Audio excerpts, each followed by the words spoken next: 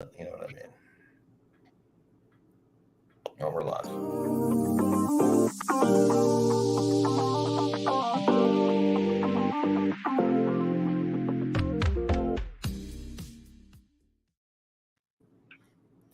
We're going to be joined by more people throughout this show, but we do start off here with Eric. I want to say Iacovetti, but it's Jacovetti, Thank you, sir. and Jim Salame. Hey, everybody. How's it going, Eric? And happy that you guys are here. And again, like Hey, Jim. sliding through. But let's see here. I do want to just while I'm thinking about it, a couple things. One is just a reminder to keep the prayers and positive vibes going to Rick. As his plan continues, it's just kind of a frustratingly long thing. So there's no great new development or anything other than things keep on lining up. He's got a positive attitude, and he likes knowing that people are out there thinking about him. And all the time. So I think that's working. I also wanted to mention that Rudy Gammo was finally released. This is now a couple weeks ago, but we've talked about that a bit. And it was weird. He was doing what many of us were doing. He just was doing it in a place where they were willing to, be a little bit more prosecutorial about it, I guess. So he's finally out. Maybe we'll have him on here. Give his family some time to mellow out for a minute, and then see if they want to come on and talk about how fucked up that was.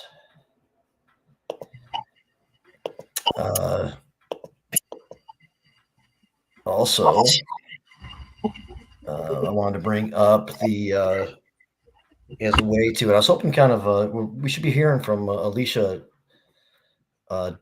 Dyer pretty soon as a candidate for sheriff in Washtenaw County. Yeah, and I'm really looking forward to that conversation. It's my future sheriff. I hope so. And I wanted to kind of go over this using this most recent Viridis news as the basis of adding in some current news and some history. So maybe we'll see if we'll give her a second to come on, and maybe I'll try to give her a little bit of encouragement or something like that, and say that. But regardless,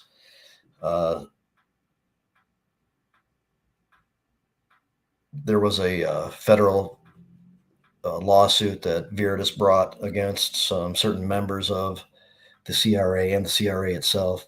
It had been rejected, I believe, in state court a couple of times, a couple different ways, and the ruling or decision by the judge was that they could not sue. And there was a MLive article that was out recently explaining this. Rick was quoted in it. So obviously still very much so paying attention and participating when called upon. So I'll go over that a little bit too. Oh, here we go. I was kind of stalling for a second. I was hoping that you'd join us. Really happy to have you here. This is Alicia Dyer. She is a law enforcement expert and current candidate for sheriff of Washtenaw County. And I'm really looking forward to talking about some specifics about your background and your candidacy, and some generalizations about the role of sheriff and and stuff like that. And I held off for a second because I want to bring some current cannabis news in with a little bit of history, just for your further perspective. And one of the things I appreciate about your candidacy is that you've sought out people such as myself to learn about issues and what things are of concern, and in relation to law enforcement and other things, and and so you can be more aware of it. So that's why I kind of wanted to hold off till you're here to be part of this discussion a little bit.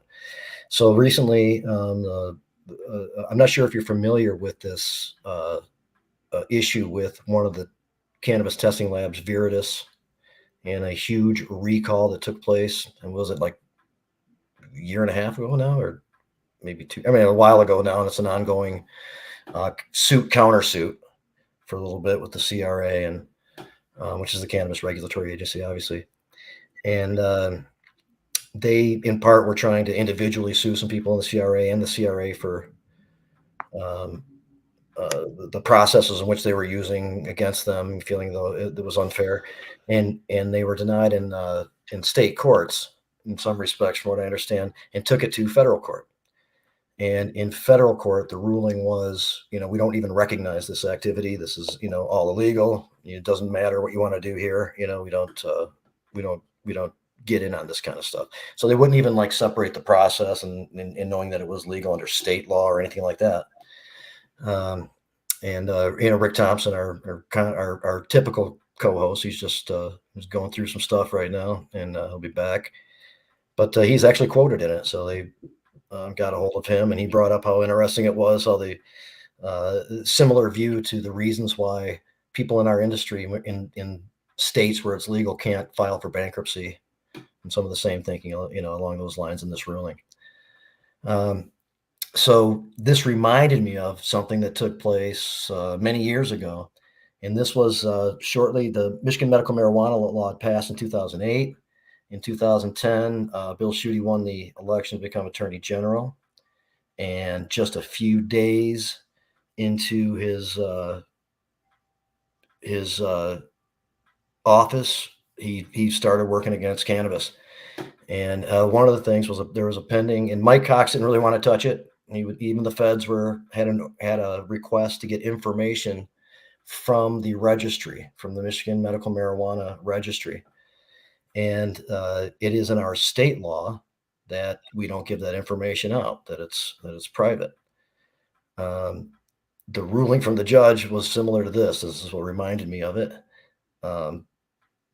We don't recognize this. This is stupid, of course. And Bill Schuette, instead of course, standing up for his state and what the state wanted, immediately just told the federal government, "We know that you have supremacy. Just tell us what to do, and please, if we give you this, would you address the fact that there is a state penalty for that?" And the judge was just really mean in the ruling, early as I remember. This is many years ago now. Was just totally dismissive of all these things. So that turned out to be an inquiry into the Okemos 7, which has significance to us because members of that organization were people that were involved in the early days following state law, trying to come up with different ways of utilizing this new law and working with it and carrying out its spirit and intent. And one of them, there's many that were affected, but one in particular, this guy named Ryan Basor, who's very heavily involved in the industry right now. In fact, Jim is wearing his T-shirt, the Redemption brand, and proceeds from his cannabis brand sales go to the Redemption Foundation, which in turn does a lot of great work, helping get people's license expunged, people's reentry, their accounts filled while in prison, so they have some money to work with.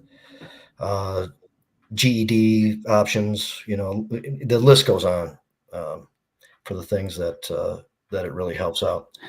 So ironically, the prosecutor who put Ryan away was Miles Jr., Patrick Miles Jr. He was the Western Federal District Attorney, and even though there was a federal memo saying don't mess around in states where there are laws or permitting this activity, he thought it would benefit his candidacy to run for Attorney General. And of course, he was the establishment chosen one, right?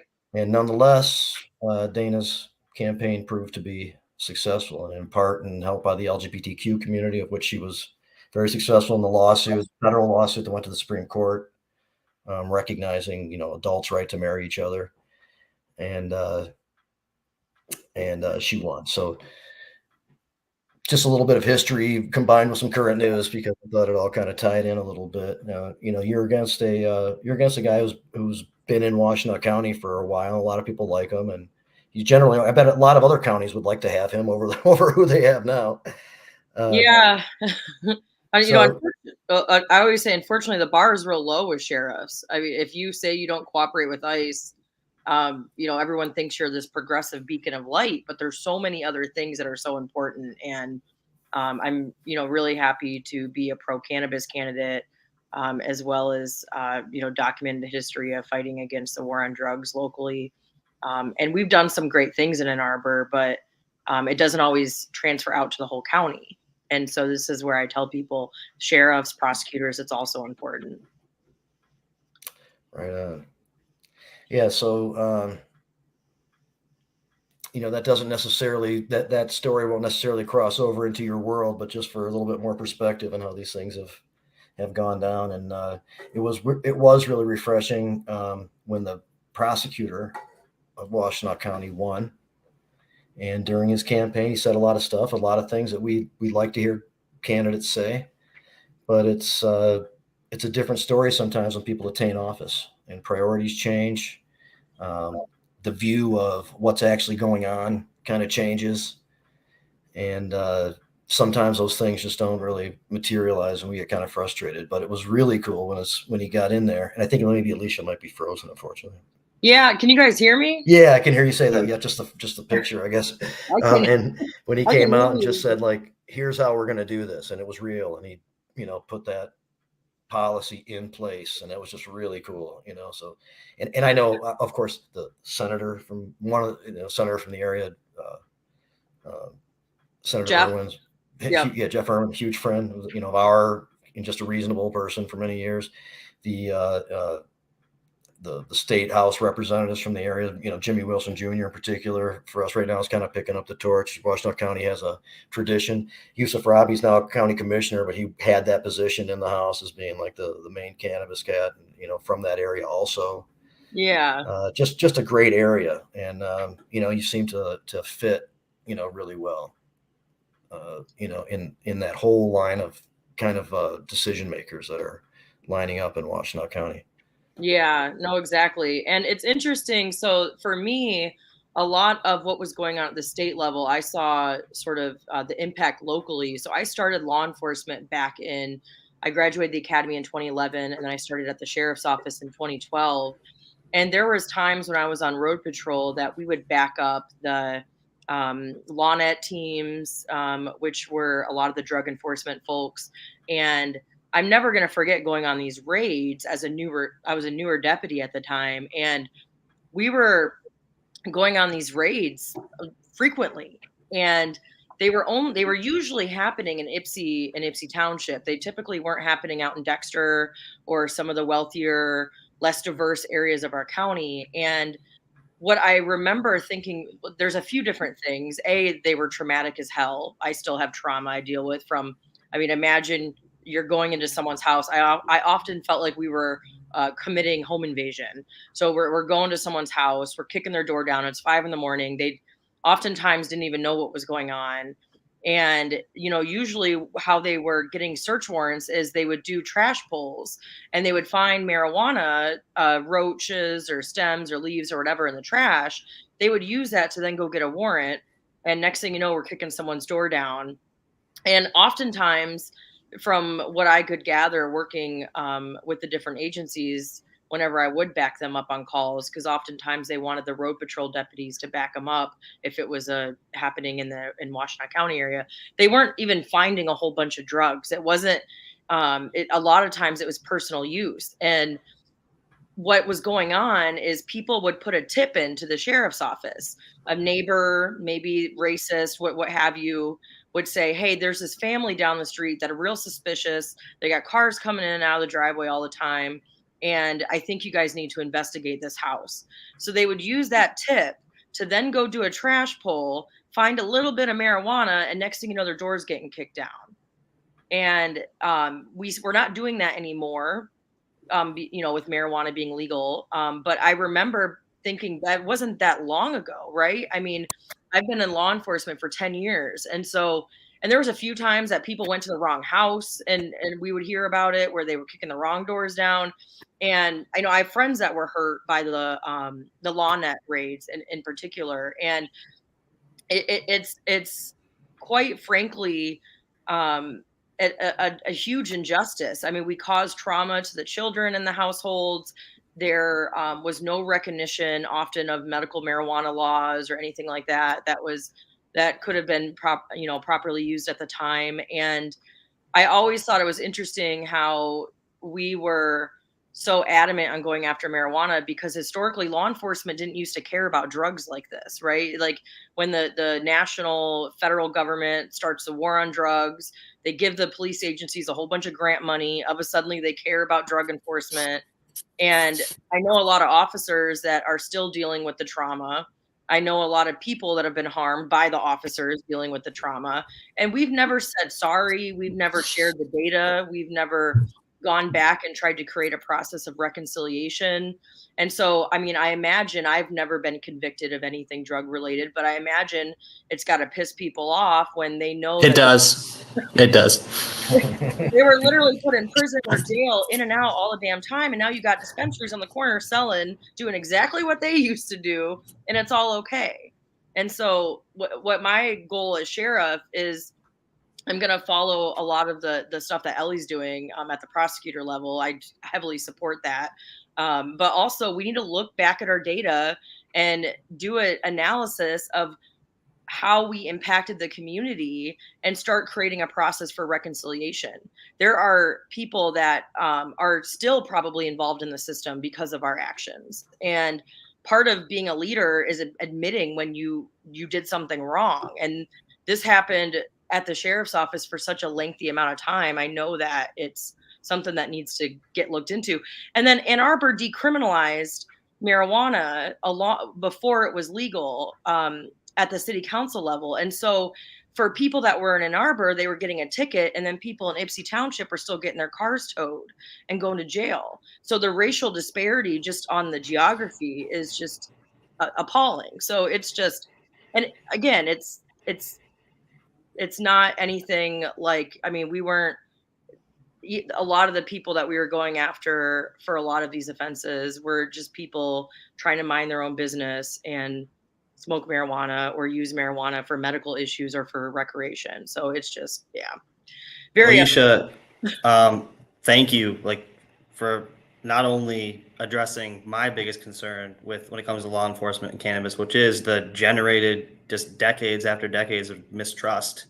So thank you for looking backward and considering how to actually resolve the conflict instead of just saying, oh, we need education. Like, seriously, from the bottom of my heart, thank you. That brings music to my ears. I know we just met. So instant brownie points for me there. And I'll say, Eric and I live in Oakland County, where we have Sheriff Bouchard, which is an example of what not to do. And Jim, fortunately, lives in Washtenaw County. And also, I believe, supports your candidacy. Oh, I definitely do. I'm so glad to see you today. And Alicia is going to speak at the Entheo Fest in September as well, which is wonderful. And, you know, Ellie Savitt is a big proponent for entheogens. He has his own entheogen policy.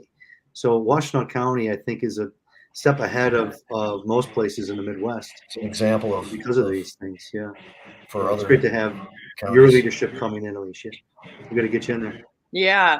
And, you know, I was actually talking to some law enforcement folks on the West Coast, and they have been using microdosing to help with law enforcement PTSD. Heck yeah. So it's very interesting. I mean, there's just so many things that we could be doing in these arenas that unfortunately the law is lagging behind. But yeah. Hey, Eric, I didn't mean to cut you off before, man. You were about ready to say something else. Did you want to continue with? Oh, I just no, you're all right. Please cut me off. I'm long-winded. Just the dialogue, like I look at cannabis advocates being a part of a community that still and for a really long time has every right to completely distrust law enforcement. So I look at trying to systemically or brick by brick degrade that. What do you do with the ride or dies? I mean, how do you approach these constituents that are just, they think you're lying just because you're too good to be true? Yeah, we have an interesting coalition on this campaign trail. I just got Our Revolution's endorsement, which is really exciting. We have a lot of folks that are sort of in the burning crowd, but I also have a lot of law enforcement that are in rank and file that, across the state that are more supportive and for a few different reasons. One, I actually have the policing experience And that goes a long way with law enforcement, even if they don't agree with half the things I might say.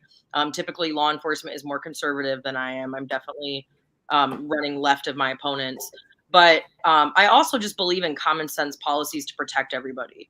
And so at the end of the day, when I talk about the war on drugs, even with people that push back, is, think about how many officers have died, how many children have died, how many people have died because of the war on drugs. And when you're working in a rank and file position at an agency and your sheriff or your police chief puts out a policy that says you must do A, B, and C, you're now hurting the workers too.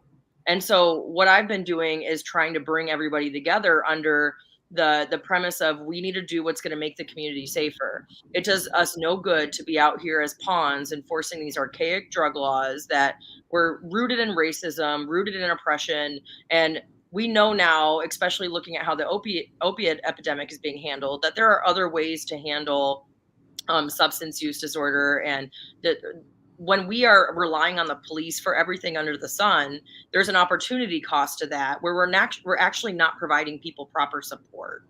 And a lot of the rank and file officers are tired of being handed everything. There's one of my big platform priorities is to stop the ticket, arrest, and traffic stop quotas.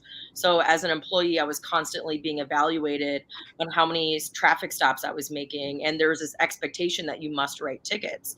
Well, what that did is it created this culture in the department where people were like, we got to find a stop. And then when you have this culture of you got to find a stop, you're always investigating on the stops. Do I smell marijuana? Could there be something else going on? Does this person have warrants? And so it really helps to increase a lot of over policing. And there's a lot, not all, I don't speak for all officers, but there's a good number of officers that are tired of that.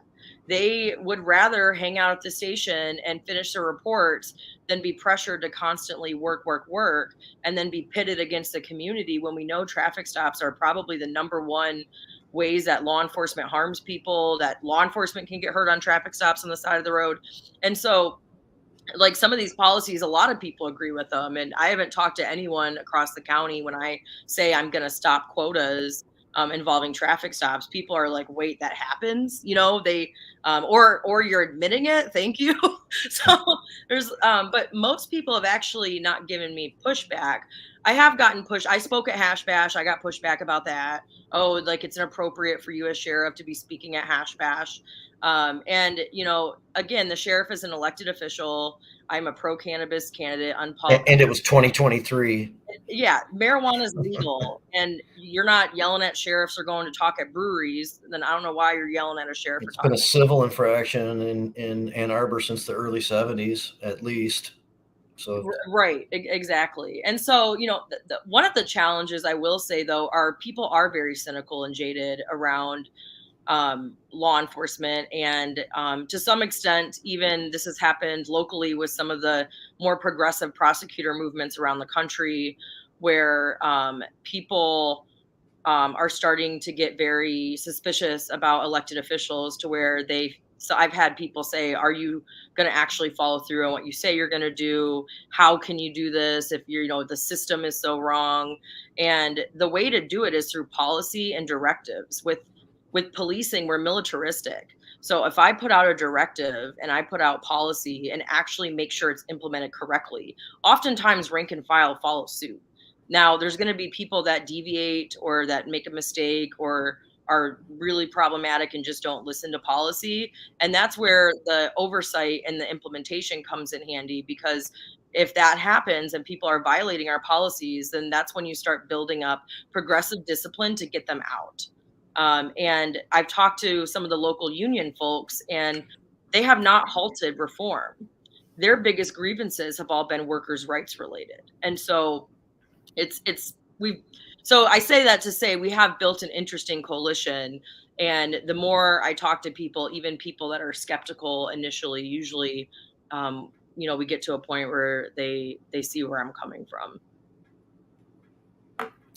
So that kind of reminds me a little bit of, I think Washtenaw County has had this, and I'll call it an issue. I think it's kind of a controversial approach, and I'm talking about a kind of a traveling law enforcement seminar that goes out of its way to encourage those deeper investigations, as you described, sometimes at the roadside or some other instance, how to get around maybe some constitutional protections and continue through to get to an arrest or to a seizure of property or whatever the goal might be. And it just sounds so heinous on the surface when you hear about it, yet there are people that in law enforcement agencies that want this training and want this information. Some of the stuff we're talking about just reeks to me of revenue generation and being hooked on knowing that you get to keep the money if you generate it. But to just potentially trample all over people's rights and destroy families and things like that over it has gotten really gross. And we might be joined by Sharmi Golson later on. Who's done a lot of work on I love Sharmi. I know good. Sharmi. and I was hoping, hopefully she'll intersect, while you're here too. That would be great. But we had a discussion with her recently on her own broadcast. She's bringing back her Renegade Solutions show that she used to have for years in Washtenaw County, and we just discussed a little bit the similar topics here, and just said that the war on drugs was a failed public policy, but a successful social control strategy. Mm. And so to keep that pipeline, that ability, that leverage on the less advantaged, the people less likely to challenge those rights, to understand what's going on necessarily in the heat of the moment when being put into like a chilling effect kind of a scenario. And these multi-jurisdictional task forces, working together and just running roughshod for a long time. I didn't think it was true for the longest time. It took me coming into the Cannabis fold just to see it happen repeatedly. And it is horrible. It is a tragedy. It's real war. When you talk about these raids and stuff, that's paramilitary invasions into people's homes and businesses. Alicia, how do you handle the cowboys now or the cowgals now? Like, I mean, if it's rank and file and you have these deviants currently under the current system, like what's the approach? Is it internal affairs? Like, is it even more bureaucratic past then? Like, do they just kick the can? Like, what's the deal there? So there's a few different ways to handle it. One is administrators have to stop incentivizing this work. And so what happens, especially with newer officers who are more likely to act like the cowboys, is they're trying to make administrators happy. And there's this culture in law enforcement where it's really cool if you can find a gun or if you can find drugs. And so they'll go out in the community and they'll heavily pull people over, just like kind of like a fishing expedition, hoping to find something so that way they can get cred, from upper administration, from their peers. And so it's really important as a leader to set the tone that we're not incentivizing this behavior.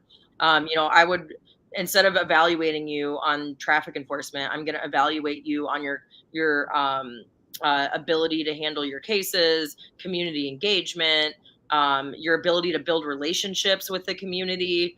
And the other thing is, there, some people, if they want to be cowboys and that's what they want to do, then they should find another profession, because we are not at war with our community. We're not trying to wrangle people, right? Like that's problematic. But then another thing that will happen is over time, I've seen younger officers come in with the right intentions, and then after 5 years, 6 years, they start changing. And that is another leadership issue where we have officers out here with PTSD that are sleep deprived, that are being told that they have to heavily enforce tickets and stops and arrests, et cetera. And then they treat the community like crap. When you have traumatized people working in a community, it's a recipe for disaster, and they got guns on their hips, right? And so creating a trauma-informed workplace environment, I think, is really important. Making sure that officers know that it's not going to be tolerated. If they should not be out here running around looking for anything they can to pull people over. That's not the culture anymore. And what's great is sometimes when people disagree, they'll leave. They'll go somewhere else. They're like, okay, we don't like this new sheriff and we don't like this new policy, so we're going to go to another agency. I think that's great, because that kind of solves a lot of the administrative burden of trying to weed people out that are in it for the wrong reasons. But the thing that I really worry about is how the system actually operates, to where it wants a lot of the rank and file officers to act in that way. And so we're pushing back on historical racism that's embedded in policing in a lot of ways. Like sheriffs got their power in this country from slave patrols in the South and then oppressing unions in the North. And some of the laws that we're told and taught to enforce are rooted in that era. And so it's really explaining. A lot of officers, when we were in the academy, they didn't teach us this stuff, which is another issue altogether. But it's explaining why this predatory mindset, if you're on patrol and you're searching for crime and you're doing that constantly, it not only is going to harm the community, but it's harming yourself. And a lot of officers bring it home to their families.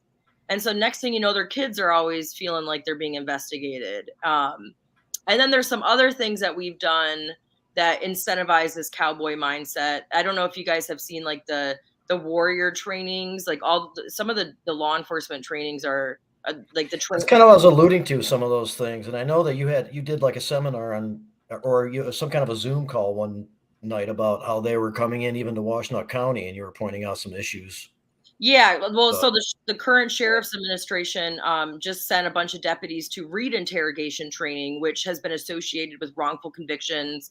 It's a very accusatory interview style, and we tried to stop it locally. We failed, but there's even detectives nationally that have spoke out about how bad this training is, and we have to reevaluate what trainings we're using, because sometimes the trainings are actually the problem too.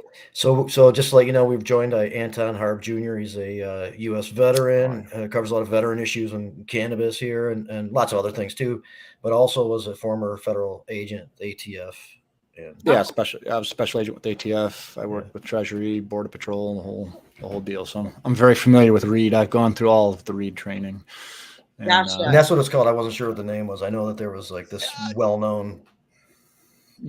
Trainings are only as good as who's putting the training on as well too. I think a lot of, especially when you're talking about interview and interrogation tactics or styles, I think a lot of that has to do with not only the training in and of itself, but the officer or agent that's doing it. You know what I'm saying? Like, and how is that person trained? If the intent is to get reasonable information for the investigation, for the sake of a coffee's for closers. You can be honest. Coffee's or if it's a way to figure out how to like take somebody's shit or arrest them or whatever, and then try to at the end of the day, yeah. So when it's revenue generation, that's where you start getting trained to go. Hey, this equals more money coming in. Well, and oftentimes the companies just want profit, and that's what really I think is part of the problem. So the Reed and Associates, the guy that founded the tactic was named John Reed. He got famous back in the 60s off of an interrogation method that later actually ended up being a wrongful conviction. But instead of shutting down shop, he went on nationally and made a whole bunch of money off of this interrogation method. And I actually talked to some officers that are in the UK. They use the peace method, which is an alternative that is not focused on being accusatory in the questioning. It's just actually focused on your who, what, where, when, why, how, and just standard interviewing and evidence gathering. And they've been trying to get the US to nationally stop the use of Reed, just because it really has not proven to actually be beneficial, especially when it's rooted in a lot of these tactics that we have documented people that have gone to prison for something they didn't do because of it. And this detective I met when we were organizing around this, he wrote a book on it, and he said he was horrified because he interviewed somebody using the technique. They confessed and they didn't do it. And he had to go back and watch his interview to figure out what happened, and realized it was the way that he was interviewing him in this Reed technique. And, the last thing I think an officer wants is to put someone away for something they didn't do. And he ended up becoming a national advocate after that, trying to stop other departments from investing in the training. And this is optional training. It's not mandated. So we were talking about the cynicism earlier about, can you really change things? And I talked to some folks in the community, and they were saying, well, how do you stop this technique? And I explained, we don't pay for it. It's optional. It's not required by MCOLs. The sheriff's office actually discontinued it at one point, and then they brought it back. And so some of these solutions are actually quite easy. It has to do with, there's some things that are harder to implement. They take longer term, but when it comes to picking trainings that are optional, it's as simple as we're not sending deputies anymore. And some trainings are mandatory, you said. And are they retraining people too? Because I hear this a lot when I'm watching the news or whatnot, where you hear the record that some of the officers have from being in trouble previously in their precinct or others. And I'm just wondering how that system is, like how people can continue to stay in that system doing the same things, and then eventually like there's some fatality during a pullover. Yeah, so a lot of police administrators nationally will always blame the union. They'll say that it's really hard to get rid of officers because the police union is always defending them, and it makes it really hard to weed out bad cops. And there's some truth to that. I mean, union jobs in general, it's harder to get rid of people. That's sort of the point of a union. But oftentimes, you can get rid of police. The administrators do it when the officers go against the grain all the time. And it's just, you got to follow the progressive discipline and build up a case, build up the evidence. And then, the union is they're like the defense attorneys, right? They're going to try to protect the officer. And so you really just have to make sure that you're building the case and you have the progressive discipline to prove why this person needs to be terminated. The other thing that is a problem in law enforcement, and there's no national registry around when one officer goes from one place to another that is a hazard to the community. And so that's something that needs to change at the state and national level, because what can happen is you can have an officer that does some really egregious things at one department, and then they'll just go to Florida and they'll work there, right? And so there's no tracking, and they'll thrive. They'll thrive there. That's happened in Michigan. Thrive, yeah. That we know of. And there's no reevaluation either. So you can have an officer that comes in with the right mentality, and then 10 years later is being really harmful to the community. And this actually a little bit comes back to this is why mental health in policing is so important. But there's no, and every agency is different, but my experience at the sheriff's office is we're not getting reevaluated. And unless there's a critical incident, unless you shoot somebody or kill somebody, you're not getting evaluated every 5 years or what have you. And to some extent, I think that with the amount of PTSD that accumulates in this profession, the fact that we don't focus on the mental health components of law enforcement is it's a ticking time bomb, because you have a bunch of traumatized people working out in the community, which becomes very dangerous for them, for the community at large. And that's where administrators, it really comes in to be more proactive about that work. We're expecting police now to even respond to the mental health crisis, and then half the time they're in a mental health crisis. So it's not good for anybody. Yeah, I noticed a lot of when administrators too, at the federal level, I guess at all levels of policing too, a lot of times those administrators are put in positions they should never be put into, and they don't understand what it's like to be on the street. They don't understand what critical incidents about, because they were the training, whatever, because they couldn't cut the mustard on the street, and then they get put as a whatever. And so the issue, from my perspective, having done the job, was a lot of the administrators, it's not that the responsibility lies with the administrators, right? But these people have no clue what it's like to be in the position of where their subordinates are. And, that is a big issue too. And we're talking about mental health. I worked 4 years undercover on the east side of Detroit and was out of my mind with PTSD, doing all kinds of crazy shit.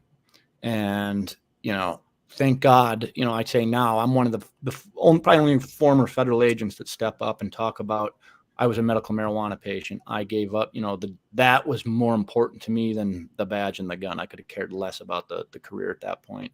But it's good to at least hear you speak about the importance of mental health, because it's not valued on the job.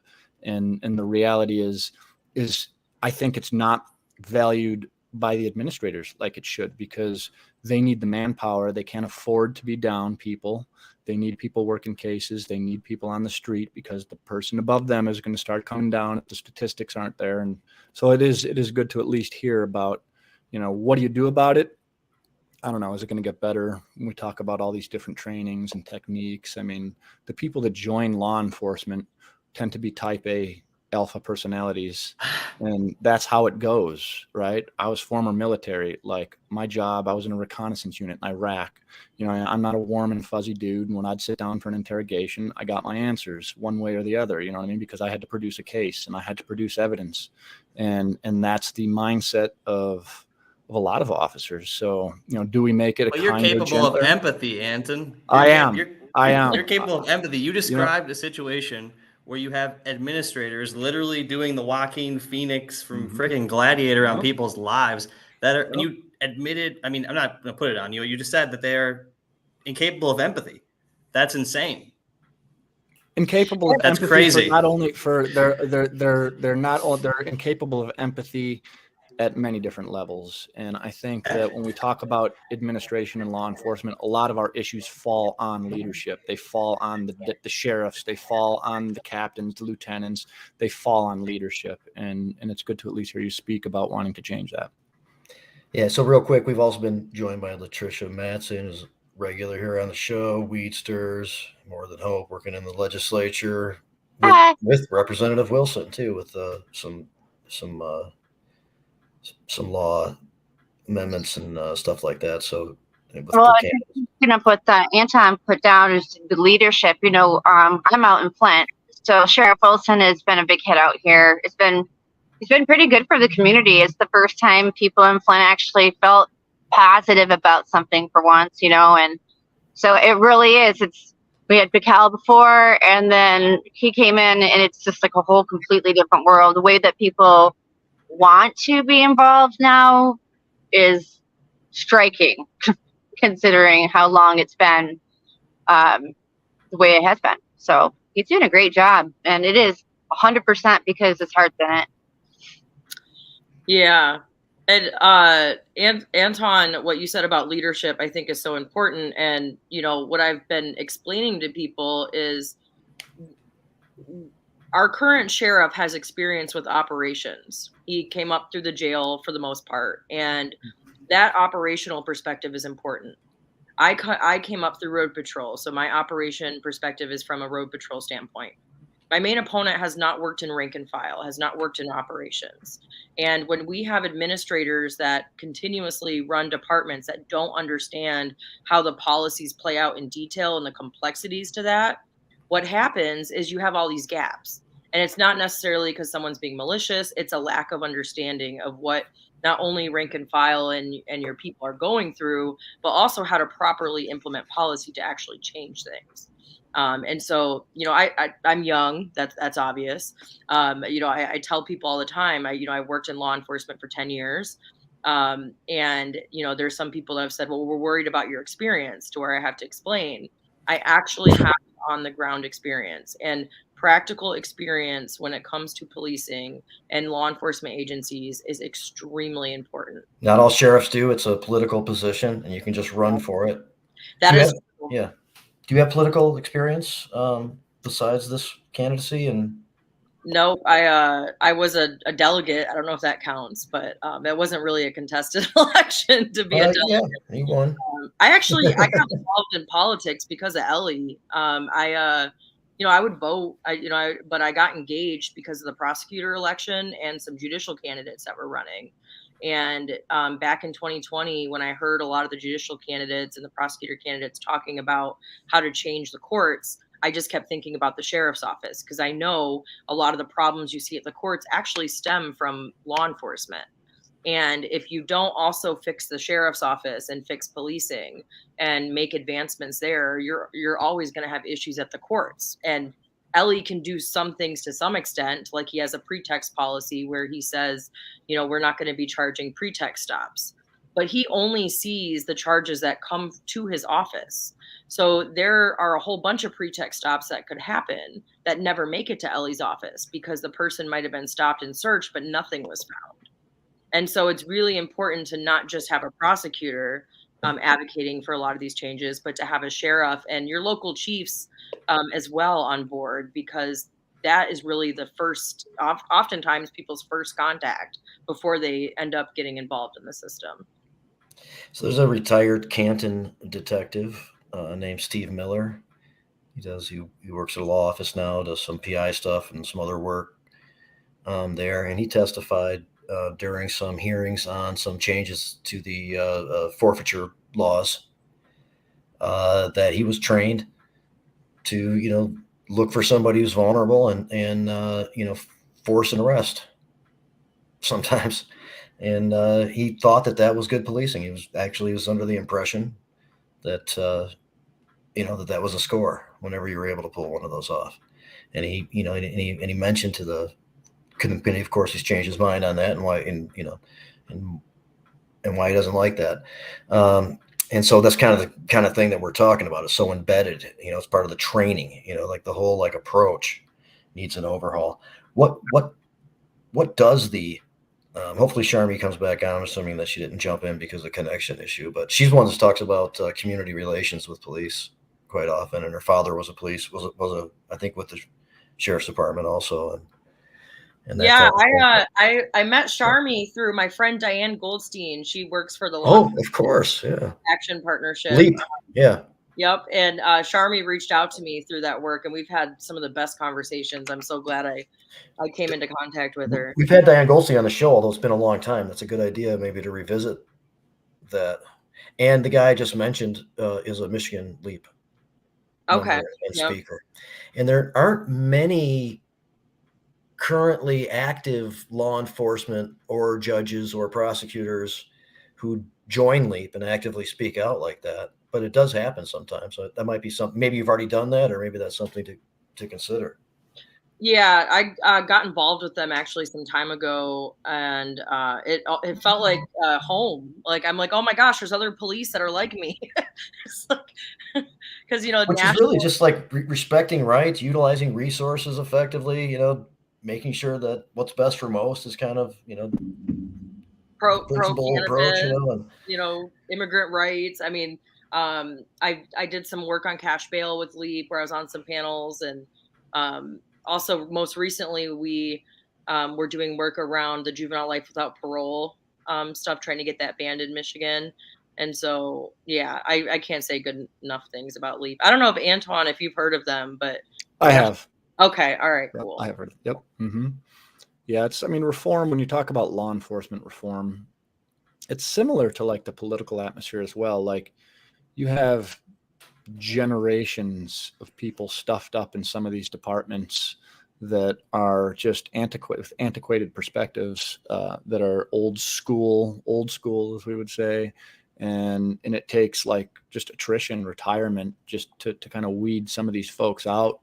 And, I'm up in Macomb County here, and, they're not as warm and fuzzy as they are down in the Ann Arbor area.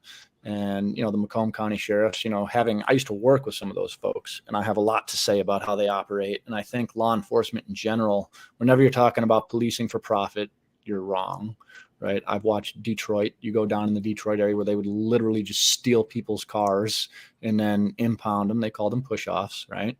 And they would steal people's cars, never charge them, take their $1,200 to pull the car to impound, and they do this for days, right?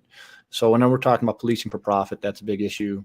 And yeah, what are we trying to do? Are we trying to maintain rapport with the community? Because officers are not built to deal with mental health crises. They're just not. They're the function of what they do.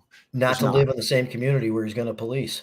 It's like you're going to be giving a lot of people there a lot of hassle, so don't also live there, which is of course antithetical to that concept of being a community.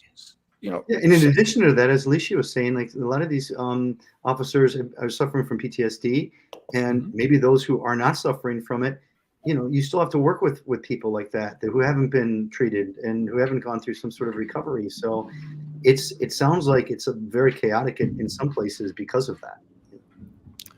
Well, you've suffered from PTSD. If I had to, for me, it was management that caused the damn PTSD. I think if you talk to just the beat cops, it's not the chaotic situations of dealing with people breaking the law. That was never a problem for me, right? It was dealing with the jackass above me who didn't know their head from their ass. And then they were the ones trying to tell me how to do my job. And that was where the PTSD came from a lot of times, or and then you take that home to your family, and then you're divorced. And then, it's like a snowball effect, but and that's the disconnect between the job and the administrators. And I'll always, to my grave, say that that's where the real problem is. And these are angry cops because they come in and they're trying to do their job. They're trying to do the right thing, but you have somebody above them who's telling them different. And they want to maintain, some of my best cases I ever worked, some of the best confessions I ever pulled out of people was because I had a good rapport with them. It wasn't because I was doing read tricks or mind games or whatever. It was because I empathize with their situation. And, people understand, you need to be held accountable sometimes, even if you don't want to go to jail. Law enforcement's function is never going to change. It's always going to be there to be enforcing the law, and people are always going to be breaking the law. So how do you find that balance of rapport with the community and community trusting the police and still holding those accountable who are doing horrible things, sex offenses, domestic violence, these real important subjects that need to be discussed more? But hey, shit, when you have cops that are afraid to go out there, I don't know. So speaking of that, yeah, and has there been a noticeable shift in data in Washtenaw County as to what's being given attention now that there's this policy in place? I will say that we have had one of the deadliest years with youth gun violence than we've had in a while. When I was working as a deputy responding to the homicides, a lot of them in Washtenaw County were youth related. And it was quite devastating because, I grew up, I was a juvenile runaway, and I had a lot of problems when I was younger in the home, had some contact with law enforcement, some good, some bad. And I would see a lot of young people in our community, especially in Ypsi and Ypsi Township areas where I grew up, where they weren't getting resources or support. And they would do something minor, like one of the young people I know, they took a package off someone's front door, got caught, returned the package. We tried to do like restorative justice sort of situation, but ended up getting funneled into the court system and then never got off probation. And so then when the young person went to detention, he met other people that were also like from some similar backgrounds and stressed out, trauma, etc. And next thing you know, they're all hanging out together, breaking into cars. And then after that, they start migrating to breaking into houses, and they're carrying guns. And so when we think about crime prevention in Washtenaw County, what I really think we have to do is we have to start supporting young people when they are young. Like, we have no opportunities in Eastern Washtenaw County when you compare it to other areas of the county. When I grew up, there was Boys and Girls Club. That's gone now. There's no community resource centers in the same ways that they are in other areas. And when I would go and work with young people in detention, 9 times out of 10, they were all from some of the same backgrounds, and we're not getting any grace, and we're being harmed by sometimes the mental health institutions, the schools, and there was a racial dynamic to it. It was mostly Black children that were being funneled into detention.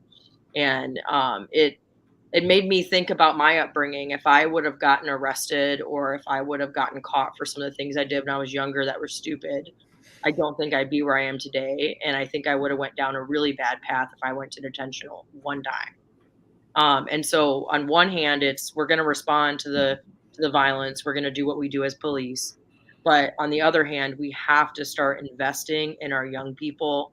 We have to start investing in mentoring programs and on the ground organizations that are doing work to support kids, because we know how to create crime. I mean, a lot of it, poverty, lack of resources, constant contacts with the police for minor reasons. So we know how to also prevent it. And you're not going to prevent everything, but we should not have the youth gun violence we do in Washtenaw County, given how much we are very resource rich county. And so that's something that I really want to focus in on. Then domestic violence has always been sort of similar in trends. And what I want to do is start a survivors-based justice fund to actually start supporting survivors. Oftentimes they're funneled into court, they're not properly given resources to get away from the abuser, and they end up right back in the home, and then you end up going to the house over and over again. And so we have to do better at making sure that survivors of domestic violence and sexual assault and some of these other issues that can be more domestic related are really supported and empowered and have housing and job access. And so I think that focusing there would be a really good thing locally. But it's definitely the other thing with guns, I'll say, is a lot of young people in Washtenaw County get their hands on weapons through gun owners not properly securing them. And so let's say someone leaves their gun in the car unlocked, or doesn't put it in a storage at the home. And so a child gets his hands on it. And so there needs to be more education around safe and responsible gun ownership, because I can't tell you how many police reports I've taken where a gun was used in a homicide, and you look at where the gun originated from, and it was someone had left it in their glove box, and a 15-year-old got their hand on it, checking door handles late at night. How would you describe the traditional role of sheriff? What's the fundamental responsibilities? Yeah, so per Michigan Constitution, sheriffs are jailers, and they patrol the waterways. And so the road patrol aspect in Washtenaw County is actually an added service that we're providing. And so local municipalities can contract with sheriffs for road patrol services. And that's like what we would call contract policing. So in Washtenaw County, and this is different depending on the county, we have road patrol contracts with a number of different local municipalities that don't have their own police force. And then we operate the jail for everybody. We patrol the lakes for everybody. And we also have contracts with the local municipalities involving Metro Dispatch. And so we provide dispatch services for everybody. Sheriffs are elected instead of appointed, and that's a big difference between local chiefs and sheriffs. What I think is really great in Washtenaw County about the sheriff's role is there's a lot of ways a sheriff can work with all the local chiefs to collaborate more on policy implementation. And so I'll give the current sheriff, he deserves some credit around the naloxone response in Washtenaw County and the body cameras. So he was able to work with a lot of the local chiefs and got everybody on board with naloxone. And it was him, and he worked with the recovery and treatment centers too. So it wasn't just the sheriff, but that's an example of a way the sheriff was able to bring all the chiefs together, and were able to have a unified response around a policy change that was going to save lives, right? When we started carrying naloxone, it was a game changer. I mean, showing up on overdoses feeling helpless turned into hope. Like, I'm seeing people come back to life when you think that they're not going to live. I mean, it was definitely really impactful. And so I want to do that work a lot more frequently. I want to collaborate with a lot of the local chiefs, so that way we're not just doing it at the sheriff's office, but we're trying to actually implement this policy countywide. If my deputies that are working for me are not being evaluated on traffic stops, it would be great if all of the officers were also not evaluated on traffic stops. And so this comes from having a sheriff that's willing to do the hard work to bring everyone together and get everybody on the same page. The naloxone that's available at the sheriff's department? So we do have a vending machine now near the jail, and they also have naloxone vending machines in some of the libraries. I think we need more. I think we need to give it out. We have them at our Meds Cafe retail stores around the state. There's a couple that don't have it that'll get it before too long, and work with Harm Reduction Michigan to do it. And I asked because in conversations with them, and they've also helped at times to get it into sheriff departments and things. Some people have concern, of course, if they're going into a sheriff's department to grab those, how that's going to get looked upon. But it's played out for long enough now that that largely gets left alone, and people will go there and get some supply, and if not direct need, have it on hand for possibilities and use that as the way that they have that. So that's been working out, and I dig that. That the current sheriff, I was at a function where he was. It was a kickoff campaign announcement for Hill Harper for U.S. Senate. I was there. Oh, that's okay. good. Oh, wait, we didn't run into each other. That's too bad. Well, there was 3 of them, so I was at the one in Detroit. Maybe you were at that one also. I actually stumbled upon it when I was downtown, and okay. I was like, here's a bunch of my friends. What are we doing? So maybe you were there when he addressed the crowd. I saw the sheriff. What he said of concern to me was, I like the fact, of course, that he, supports Hill Harper, but what he said of concern to me is like the one thing we agree to disagree with this, like the need for such an overhaul for policing or something to that effect. I heard him say that. And I was thinking that's a red flag for me. It should be obvious to anybody that looks at this system that there's some things that need to be seriously addressed, if not, completely overhauled or whatever. And Hill Harper has done a good job of going around to many groups, many areas around the state, and asking and learning about issues. And as a result of that, he comes to the conclusion that policing approaches need some help. I think that on the surface is more compelling than the sheriff saying, "Hey, we can agree to disagree about this." So, yeah, we've bumped heads on a few things. I mean, respectfully, we were on opposite sides of the license plate readers. I was organizing to stop 60 to 70 license plate readers in Washtenaw County that they wanted to implement in Ypsi Township. The error rates, among a whole bunch of other concerns, I didn't think that it was smart to encase the area with this many readers. And he agreed that to use them if the township purchased the technology, which we were on opposite sides of that. So we've had disagreements. But then I will also say he's retiring, which is great for me because I don't want to run against someone with the name recognition that that he has. I mean, he's been in power now almost 16 years. I thought is he going to be in the primary against you? Or is he No. retiring before then? I didn't know that. I thought you guys were going head to head, and that was going to be Oh, kind of a no. challenge. His right-hand man, someone in upper admin, he's supporting, but I'm fine with that because it's much different than running not against the incumbent, which is I'm not running different. against an incumbent, which is beautiful. And again, like I said, that guy was not so bad. A couple things, but a lot of counties, I think a lot of people in a lot of counties would rather have him than their current sheriff in some respects. But and in some degree, it's not just him; it's the whole upper admin. We have some of the worst disparities in the state at Washtenaw County Sheriff's Office. If you go look at the police scorecard data nationally, they've evaluated police chiefs and sheriffs across the country, and our sheriff's office is arresting Black people at 11.1 times the rate of white people for low-level offenses. It is one of the worst disparities in the region. When did that come out? When is that data? The data, I believe this is 20. It was public, I want to say, in 2016, and they looked over the past 10 years.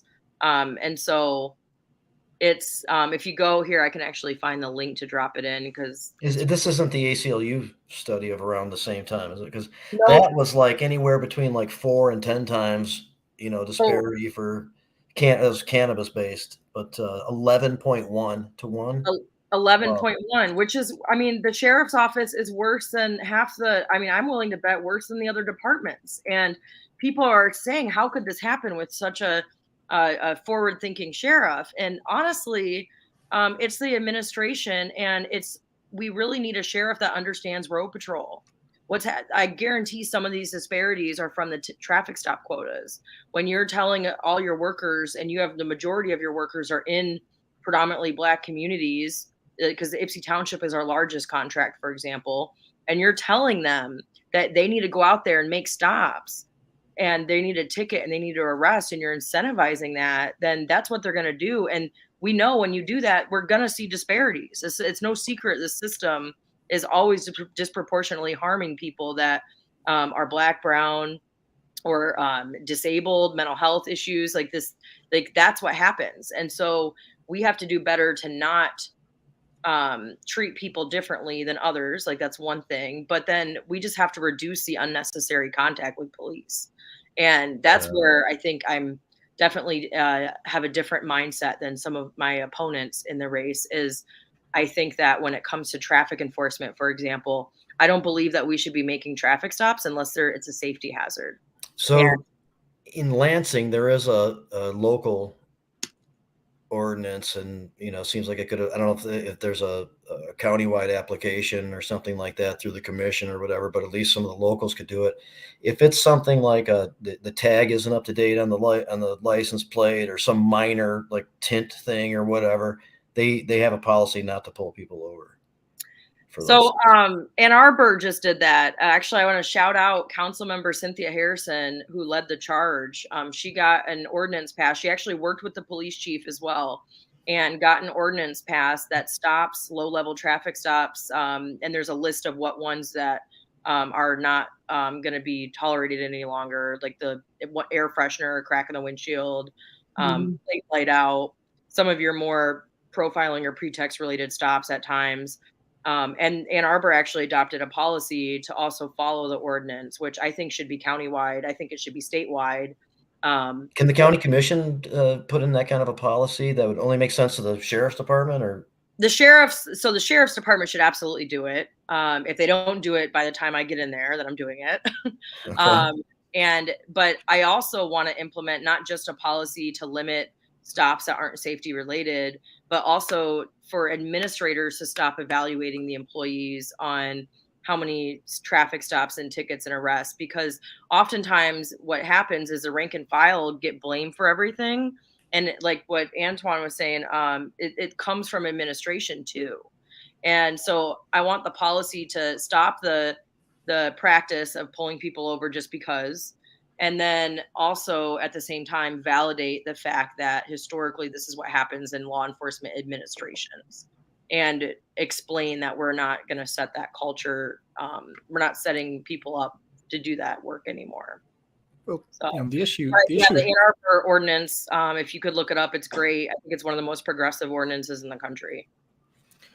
One of the things too is when you talk about stopping stops and preventing the creation of statistical data that justifies your budget, which is what the administrators care about, is their budget, which is money. And that's why we go, that's why we have federal task forces. So you can go work with DEA and get a little piece of that pie, or you go work with the other partners. And so I'm just curious, how are you going to justify yourself at that point if you're not creating that statistical data? What is the play at that point to be able to convince the people holding the purse to create budgets for things such as community policing or narcotics or whatever it is you're trying to fund? Yeah, so this is a really great question, because this is an issue with contract policing. So the local township wants 4 more deputies, and they want let's say they want those 4 deputies to go out and write a bunch of tickets. That brings in revenue for them. That helps them fund their court. And if I say we're not pulling people over unless it's a safety hazard, then it's possible that they're going to then push back and say, well, we want the deputies to go out write tickets. Well, Michigan law actually prevents that from happening. So one part is there's a law that prevents ticket quotas in Michigan.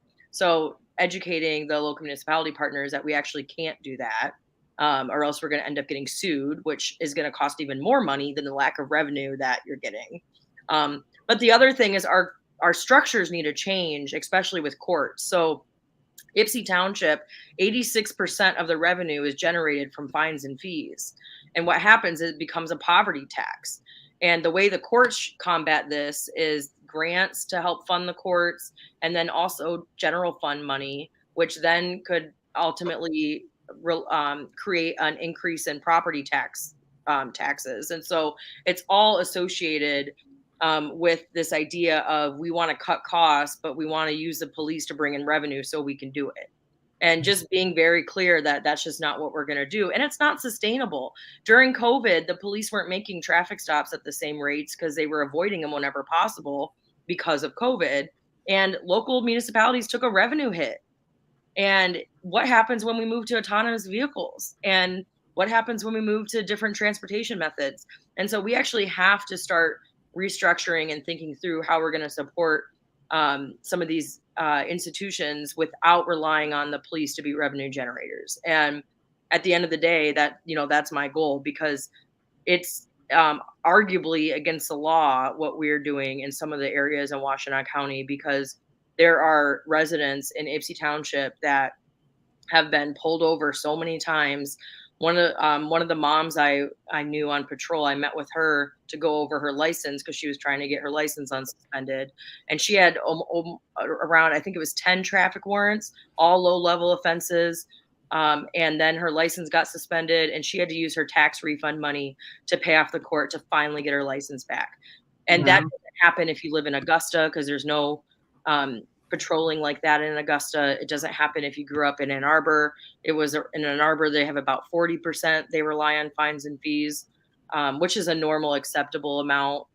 But when you have 86%, when you're 86% reliant on fines and fees, that is unconstitutional. And the Department of Justice actually investigated Ferguson for this very same practice, where they found the residents in Ferguson were basically funding the court at high levels. And that created a lot of tensions with Ferguson police and the public, which they think also created some of the escalation that happened with Michael Brown when he was killed in Ferguson. So it's just, yeah, a bad idea. But there's going to be administrators that aren't going to be supportive, or like there's going to be pushback. I definitely understand that. It's trying to figure out how we can work together to fix the structures. But in the meantime, just being very frank that I'm not trying to get sued. And so we're not doing this anymore. Yeah, you know, it's Adam Rogers just says a lot of times the officers don't understand the law. We've seen that a lot in the cannabis world over the years. For sure, people have been unnecessarily, I guess, messed with, and that sometimes unnecessarily arrested, you know, et cetera, because of not really understanding the laws or I don't know, maybe conveniently interpreting some things. Well, I think that's, Jamie, I think you're more right. You know, they know the law. Their job is to figure out how to create probable cause. That's what they do. Take facts, you create probable cause. If you MMA, go ahead. Yeah, sorry, MMA, for example, says, you know, these facilities where the plants are must be equipped with locks and secure.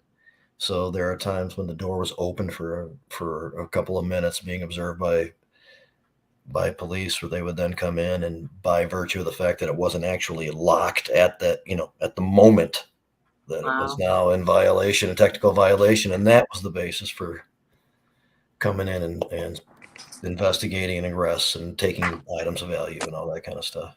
It was horrible for a long time. It was designed to be a shield. I mean, the original Michigan Medical Marijuana Act for the patients, for those, and the caregivers, for those participating. And it turned out to be like shooting fish in a barrel in a lot of areas, and especially like I shouldn't say especially, but for sure in Oakland County. Alicia, did you know that Washington County has the largest patient and caregiver population in the state of Michigan? I did not. I didn't know that either. That's pretty cool. So Mr. Hashbash, Adam Brook, joins us. They also won't prosecute for all kinds of crimes. Oh, yes. There's still crimes, but they won't prosecute. But one of the things. Oh, go ahead, Adam. Sorry about that.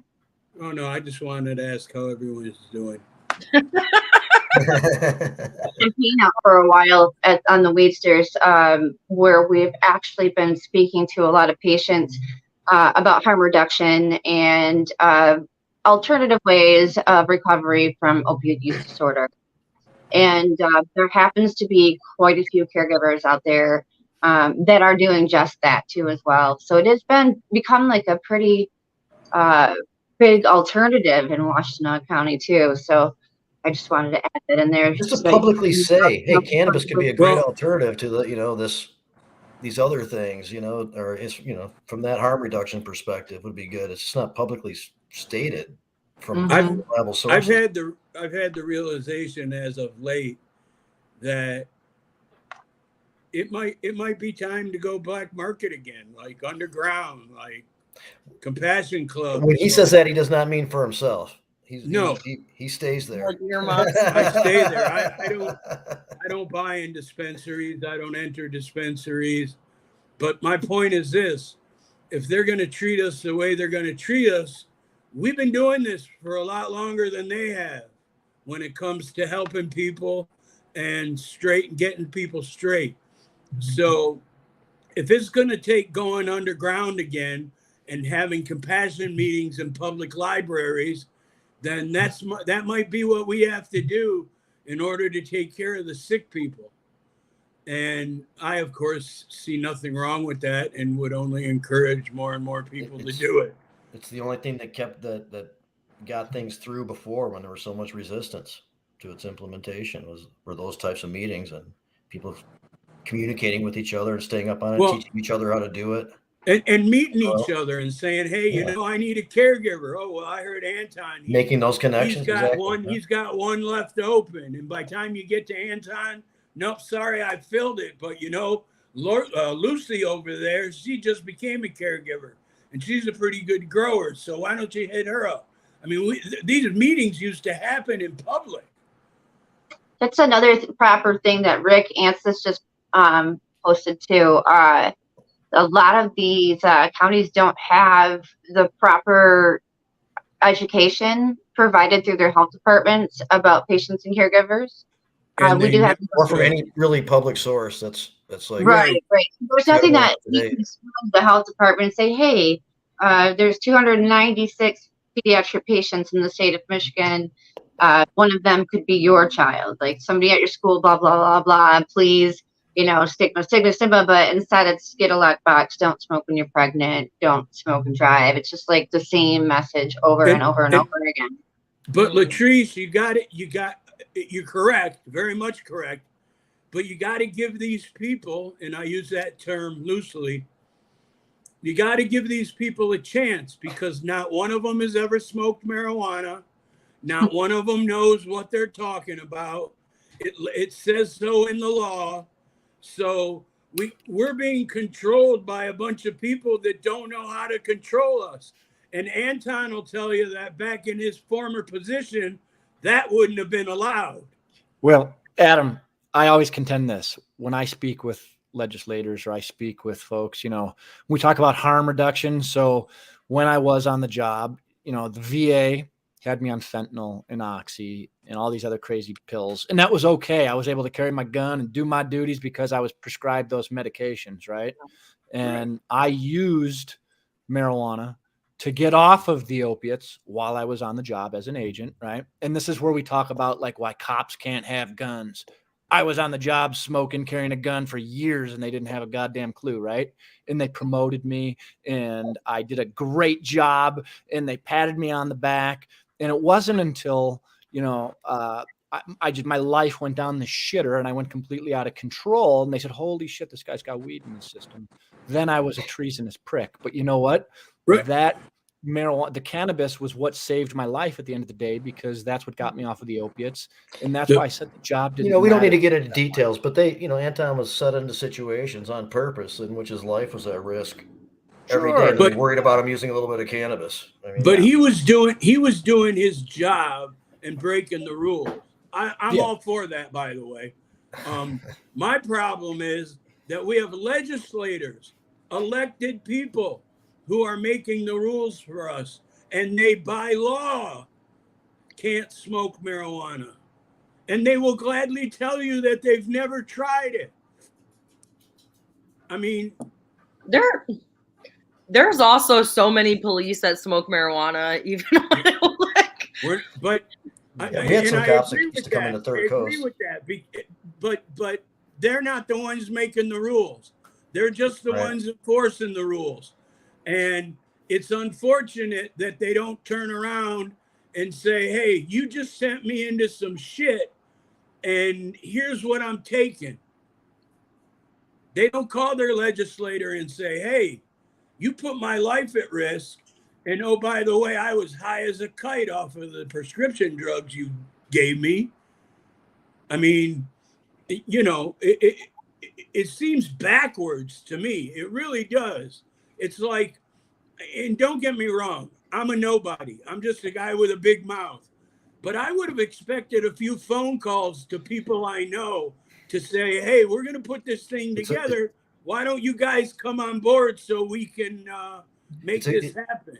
It's a continued issue in this transition. We continue to look at cannabis as it is not, and not as it is.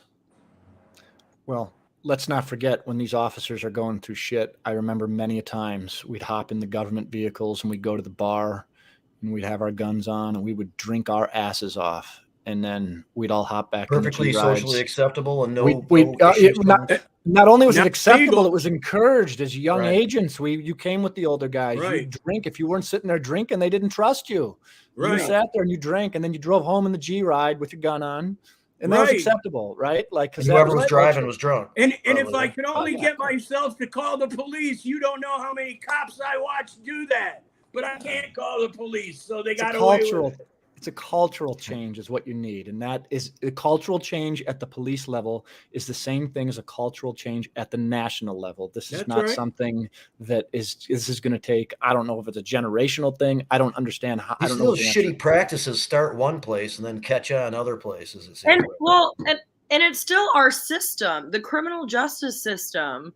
I mean, I always say if it actually was effective and caught everybody that committed crimes, we wouldn't have a police force because nobody would qualify to be a police officer.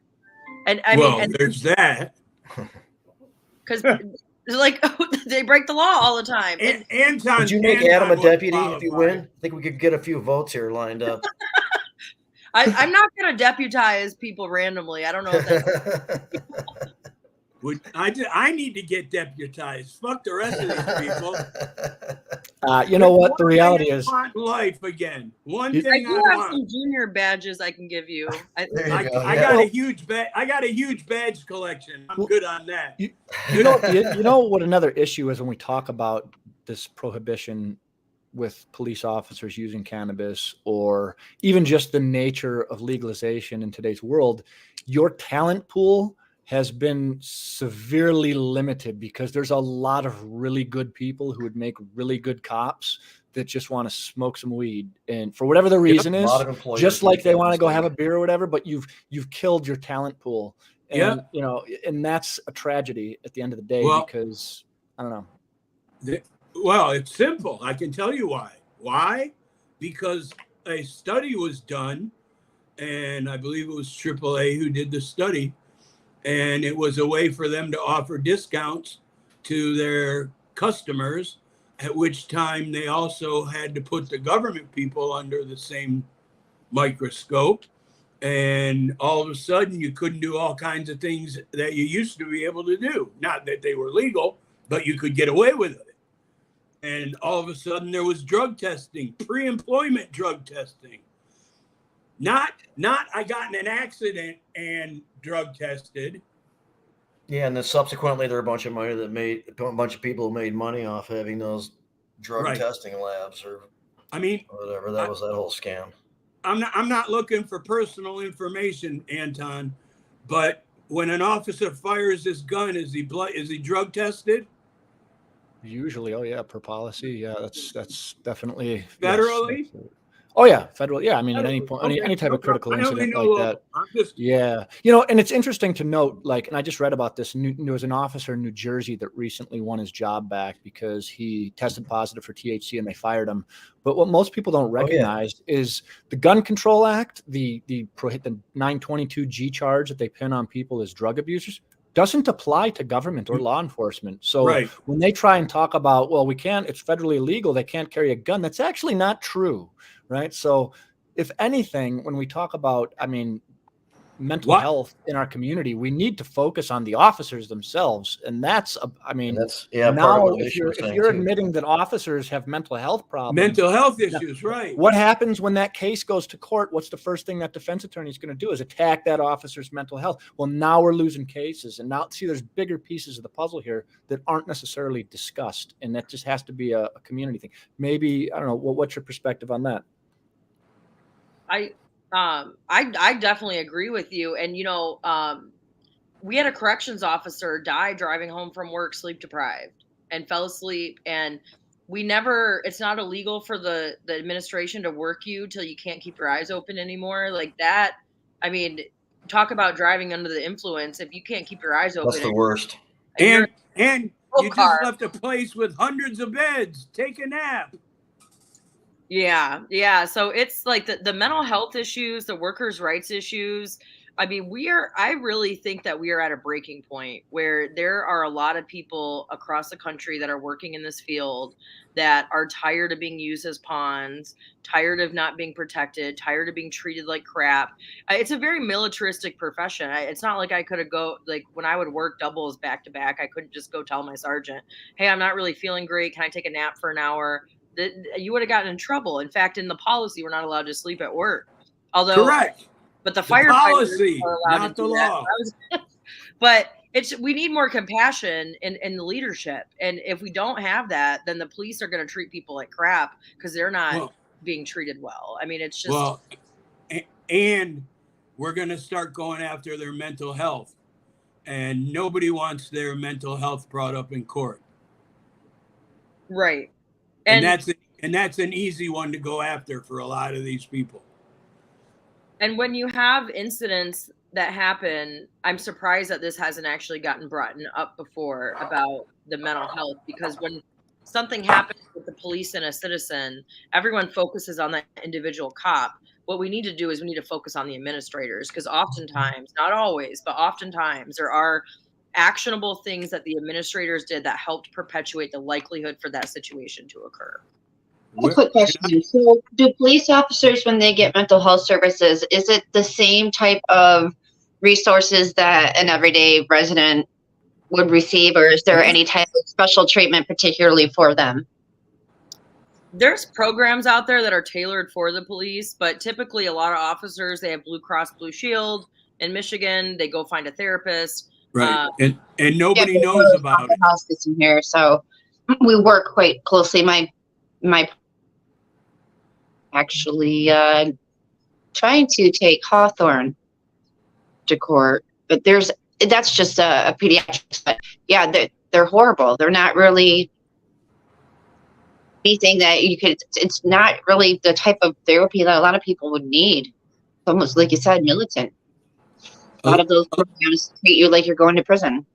At least a little perspective real quick. You're a police officer then. Alicia, I just want to let you know that Latrish and her friend and good friend of the show and community, Amy Carter with More Than Hope, are working with Representative Wilson on a bill that will allow pediatric cannabis patients to use their medicine on school grounds as they need to. So that's a little tie into Washtenaw County and some of the stuff that she's talking about. I love Representative Wilson. He's out there doing a lot of great things. He's a groovy guy. I like him too. Yeah, we hung out in his office not too. I just got a simple question. I want to know where you were a corrections officer. Me? Yeah. I was a road patrol deputy. I never worked in the jail, so I worked the street. Okay. The current sheriff did. Yeah, the current sheriff came up through corrections. I came up through road patrol. I worked at the Washtenaw County Sheriff's Office for 10 years. No problem. I served too at Parnell. So I asked. Gotcha. Yeah, no. Never did corrections. Smart move. That's a tough gig. Corrections is a tough gig. It takes a special individual to be able. That's why the turnover is so high in jails and in prisons. I mean, I'll be honest. The greatest corrections officer I met was a Marine, retired Marine. He was a guy that when it was pouring rain, he was standing in the yard with his hat on and his long coat, and all these other assholes, for lack of a better word, were hiding under, hiding because it was raining. But Officer Carr, man, he saved me one day. And, there are good corrections officers out there. I'm not going to say there aren't. But they're not the problem. It's the administration. And my wife tried to make a phone call to the warden to tell the warden what a wonderful officer this guy was, and they wouldn't put her through. And eventually she got the assistant warden on the phone to explain, I'm not here to complain. I want to make a compliment because this man helped my husband in a time of medical need, and I want to talk to somebody. And within 30 seconds, she was talking to the warden. I mean, it's a game. I get it. Alicia, how would you describe, similar kind of what, in some ways what you were talking about and Adam discusses a lot, those cops who are not themselves participating in overreach and power trips or whatever, or listening to money revenue generating approaches, all the time or whatever that trample on people's rights. The good cops, so to speak, what kind of position are they in when they see this and they like, you would think, okay, I'm going to go report it, but we know that oftentimes does not happen. Alicia, I ask every officer I meet this question, and that is this: how many fellow officers did you write up in reports for violation of the law or the rules in your career? 0, but I had I no knew power that. to do that. So, so rank and file officers have no power. You cannot, there was times I would complain to upper admin about some things that were going on, and nothing changed. And then you risk getting a lot of heat from people that you need to back you up. Right. And one of my friends in law enforcement actually arrested a police officer, and it was like he was ostracized. I mean, it was really bad. You went against the code, and it's definitely, and it's interesting because if you look at complaints when people sue police departments, when officers sue departments, oftentimes they talk about the toxic workplace environment. They tried to training officers being sexist or racist or harassment complaints. All these things happen, and you can hear about them in the lawsuits. And what's really eye-opening is if you are a rank and file and you push back, and depending on who's an upper admin, you're not going anywhere at the agency. You may not have protection with backup. You might get in trouble more frequently than anyone else. And so this is where internally what I want to do is look at our disciplinary practices and root out any biases that are in them, because I guarantee you that some of the officers that went against the grain got in trouble a lot more than anyone else, and for minor reasons that everyone might do. Well, we all stood around and nobody grabbed anybody when the guy had his knee on the guy's neck. So the guy he called himself with the human traffic cone was just recently sentenced. The other cop that was keeping people away from that, right? And you're exactly right. It's built as a militaristic system. You need your back covered in the military, but you're also generally there to commit war. So, and some people figure that out once they're already there. Like, wait a right. second, I'm being asked to do stuff I didn't really sign up for. I had no clue. I started policing when I was 21 years old. I was so ignorant and naive. I had no clue what the system. I grew up in an area that was had really tense relationships with the police. I got falsely arrested when I was a kid, so I knew that some of the police, some officers could be assholes, some officers are nice, but I didn't understand the larger systemic injustices that were at play until I started doing the work and started challenging things. I mean, there was a call that one of my supervisors wanted me to arrest someone for a really minor reason that would have harmed this child, that I said no. I thought I was going to get tased, and got back to the station and got screamed at, and then got verbal counseling. That's what really ultimately led me to leave, to go back to graduate school to get a degree in social work and policy. Is I realized that as a rank and file officer, I had no power to change anything. And I was tired of being used as a pawn to hurt the community. And just for the record, I raised a county dispatcher. Okay. So I got cops in the family, and fortunately it's Rutherford, Tennessee, so I don't have too much to worry about. But if you're ever in Rutherford, Tennessee and you got a problem, call me. There's things that can be put in place. At the federal level, they have something called giglio material, right? So that's something that, for example, if your integrity is challenged in any way, shape, or form, like on the record in court, or if you were ever written up for, fudging that extra hour of overtime, or your career is done, you could no longer never, ever testify in federal court because you got giglio material in your files. They basically get rid of you. And what I found is a lot of times working with state and local in Michigan is you didn't have that, right? Nope. You'd get officers that were attached to a federal task force, and that would be subject if they were going to testify in federal court and if they had anything in their file. But at the state level, there was nothing like that put into place. So you had officers who did lie either on the stand or at some other point in their career, and it never came out, and they were allowed to continue with their job. And I know at the federal level, that's the boogeyman. If you have giglio, you're done. And they could start implementing those types of things at the state level. I think in the city of Detroit, the number's up to 36 officers that are not allowed to testify in court. But a lot of them were already retired or something right, like that. but they too. haven't that list taken their came out. badges away. Yeah. They're still involved in cases, some of these Right. guys. Yeah. And you know, again, there are good people out there. That's not the problem. It's when good people allow bad things to happen that they know shouldn't be happening. And I mean, the Giglio thing is great because you did that to yourself. It didn't take somebody to snitch on you, you know? Oh, yeah. I mean, if you're in federal court and the judge says, I don't believe you, that's it. Your career's done. Right. Goodbye. Right. At the But federal in the system, not in the meantime- state level. In the meantime, in state court, the judges say that all the time, and that officer just goes back, gets in his car, and finishes out his shift. I mean, we've all get away seen with it. We screwing all that know one over. what it's happened to. So it's one of my bones to pick, and I pick I have a it. question. Can police officers be medical patients? Yes, but they can't use medicine. They can be medical patients, and I dare every one of them to sign up and get a card.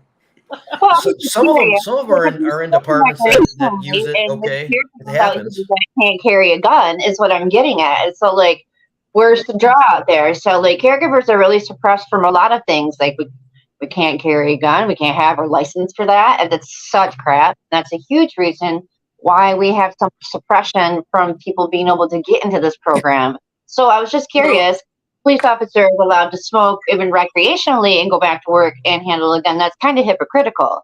So I was just The whole curious. thing's hypocritical. Most of these people lied on their application when they filled out the form in order to purchase the weapon in the first place. As he smiles gently. I mean, the reality is they've already checked that box. They've already told that lie. Then they go buy their weapon. Now they're afraid to go get a CCW or whatever we call it this week. But they're afraid to go get that because now they'll talk to each other. When we first started this, the lists couldn't talk to each other. It was against the law. That was one of the what is policy from one of our surveys is what is holding you back from getting your card? And the biggest response was because I want to keep my gun rights. Yeah, what is the Washtenaw, Sheriff's Department policy on individual? It hasn't come up. So in the time that I've worked there, it hasn't come up. I do remember asking about it, like, can we get medical marijuana cards? And pretty much the answer was, don't do it. It's a bad look. Like, you don't want to. Like, it's a beautiful look. Well, no. And now they put your picture on it, so it's even better looking.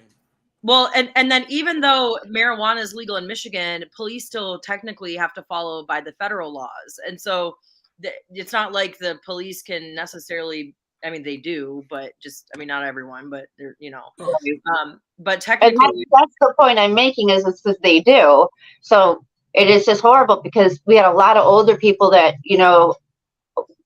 are doing, basically they're smoking recreationally, but they now can't get a caregiver, or they could if somebody wanted to do that. But the fact that the program is supposed to be made for these for these people, and it's just really sad to see a lot of people that won't do it just because they're afraid of getting in trouble, especially older people, because they lived through raids and they lived through the drug war and the continuity of that. So there are a lot of people we could be helping just based on that little rule, and it's kind of something that we've been looking into, and I was just curious.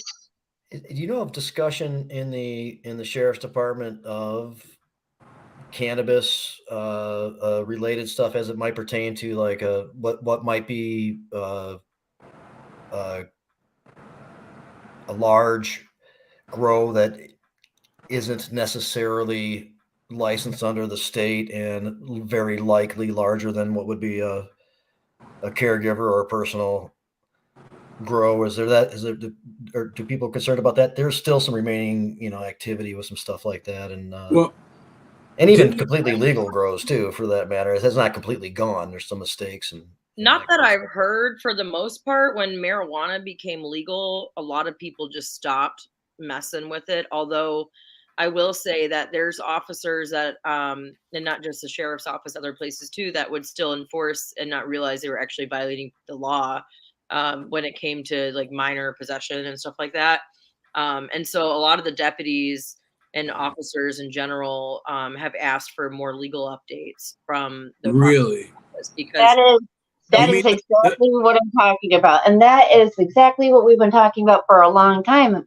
There's still a lot of different places in the state that are still doing raids, and so when we call sheriff's departments like up north and ask about whether their officers had any training whatsoever or know any of the updates, it's kind of like, I don't know if I want to say anything. You know what I'm saying? And that's where our gray area is with so many things. Like I said, it's not the police officer's fault or the sheriff's fault or whatever the case may be, but there's just nothing in place. Like you said, we have to follow regulations and policy.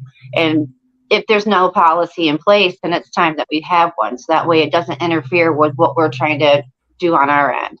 It's just basically a regulatory trade-off. So that way everybody can keep the peace, I suppose. Jamie, aren't we still waiting for a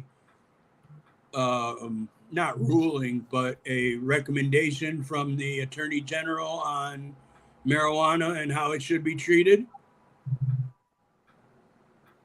I mean, okay, Shooty said no, but we got this new Attorney General and nobody's commented on any law. So, I mean, that's an example of somebody who had better intentions, I think, and then got in and saw how the machine really works. Well, we agree unfortunately, with that. And I've mentioned, Shooty's opinions are a problem. That's one way you could start by correcting some things, is readdressing those stupid, obviously overly restrictive misinterpretations. And in Washtenaw County, we have a prosecutor who said, don't bring me these kind of cases.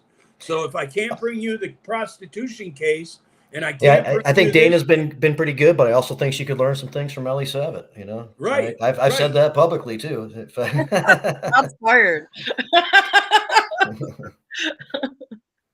I mean, yeah, and you know what would be really great if like the police respect the changes at the prosecutor's office. I know that there's been some times when a prosecutor, and this nationally, they'll say, we're not charging this. And then the officers will still request charges for it. And it's like, did you not get the memo? And for one, the question is, do you know how to read? I think for a while, at least in Oakland County, it seems like our sheriff was telling our prosecutor and not the other way around, how that was going to work. Yeah. And here's his address. Go pick up Mr. Brook. Yeah. I mean, he was caught up. Adam himself was caught up in these very things that we're talking about here. So I'm a victim of Oakland County. They broke in. Yeah. They came into my house. They didn't find enough weed. They found less than a half a pound. It really embarrassed them. So they took the gun that was in my wife's underwear drawer and they charged me with that because I was a felon. I don't wear that underwear, by the way. And all the other guns in the house that my wife claimed ownership of, they charged me with. And that's because they embarrassed themselves when they raided the guy they thought they had, and the guy ended up not having any weed. It was a slow week. I was out. Seems like it was caught up in that huge frenzy of all these just raids over just hearing about a little bit of cannabis here and there, and really Alicia, we had recently just it's not over yet, as it always is, but a couple of years ago we did get together as a community and work towards a House bill that we called the anti-caregiver bill. And I don't know where I was going with this. Damn it. I'll come back. Oh, I hate when that happens. I know. It's because those bills were about the big money interest trying to peel back existing rights that have been achieved. Right. So it's a good litmus test to think about when somebody starts suggesting that existing rights get peeled back. That's immediate rejection. Yeah. That's not a negotiation, from our perspective. And we won that one. Yes, we did. And it would be nice if we got to the point where law enforcement actually enforced all the laws, not just the ones that were going to put people in prison. Oh, I remember. Thanks, There Dan. you go. So one of the portions of that bill was to reduce our plant counts, and of course, one of the biggest complaints they were saying is that there are too many residential grows, so people would just buy these houses in really nice areas and like gut them out and plant like a bazillion plants, not a realistic number. And during the hearing, they had said something along the lines, "It's happening everywhere. Oh my goodness, there's just tweed everywhere," and it was not. It was very little. And then I contacted a couple different sheriffs from Michigan State Police Department. I also tried to get a FOIA to see what those numbers are, and of course, they said that would take 7 years and $57,000 to get that. But You told them to get on it, right? no, no. 7 years old, that won't matter because that information would be outdated by this time anyway. But the fact is that most of the officers, whether it's chief and whatnot, all said the same thing to me. We really don't deal with that. It's usually a lower municipality issue, like a very super local area type kind of thing. So I was just curious if you see a lot of that in Washtenaw. Not really. And I will say local municipalities sometimes will be the initiator or will get involved first. Right. Like we're not, honestly, I've gone to houses with like domestic violence calls and they have a grow operation. I'm not spending time counting plants. Like I'm not. But you can count plants.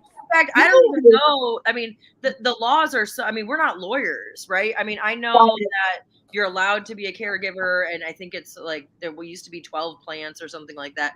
But we weren't like the standard beat cops aren't typically counting and checking, and it's not really our thing. It's really the specialized units that would actually enforce that stuff a lot more. And It's really weird. The Judas Pontius situation. Right. I'm sorry. Go ahead. Judas. Yeah. So with Judas, and so that happened in Washtenaw County, and so that was the Ypsi Township, and then the sheriff's department. Yeah. And I remember talking with Alex. I don't know, you guys know Alex Thomas. He's a West Willow advocate in Ypsi Township, and been on the show a few times, and he just had a birthday. Yes, it was a fantastic time.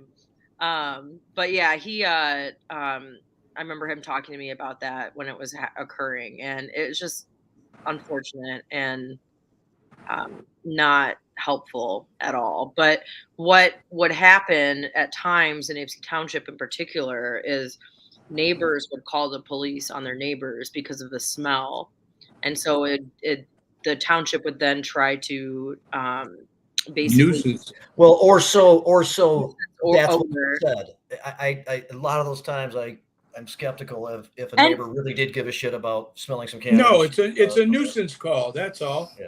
It was and kind then, of manufactured, I think. What I asked somebody, I said, do you want this woman arrested and in prison because you can't stand a smell of something? I mean, that like, what do you want to do? You want me to like, I don't know, like arrest her, take her out of the house, take all about changing ask it? her if she'll install a filter if she doesn't have one already. Try that with the lady that just had a baby in your neighborhood and call the police and say, hey, these stinky diapers are really starting to bother me.